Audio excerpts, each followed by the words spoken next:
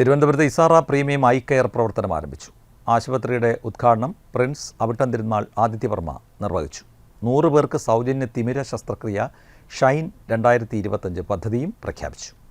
കായംകുളം, പത്തനംതിട്ട എന്നിവിടങ്ങളിൽ വർഷങ്ങളായി നേത്ര ചികിത്സാ രംഗത്ത് വിശ്വസ്ത നാമമായി പ്രവർത്തിക്കുന്ന ഇസാറ ഐ കെയർ ഇനി തലസ്ഥാന നഗരിയിലും സേവനം വിപുലീകരിക്കുകയാണ്.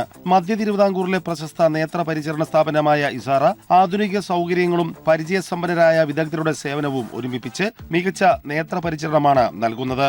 ഉദ്ഘാടനത്തോടനുബന്ധിച്ച് 100 പേർക്ക് സൗജന്യ തിമിര ശസ്ത്രക്രിയയും നൽകുന്ന ഷൈൻ 2025 പദ്ധതി retired DGP Rishad Singh IPS ഉദ്ഘാടനം ചെയ്തു. തിമിരരഹിത തിരുവനന്തപുരം ലക്ഷ്യമാക്കിയാണ് ഷൈൻ 2025 പദ്ധതിക്ക് തുടക്കം കുറിക്കുന്നതെന്ന് Isara group chairman advocate Abdulla Siyad വ്യക്തമാക്കി.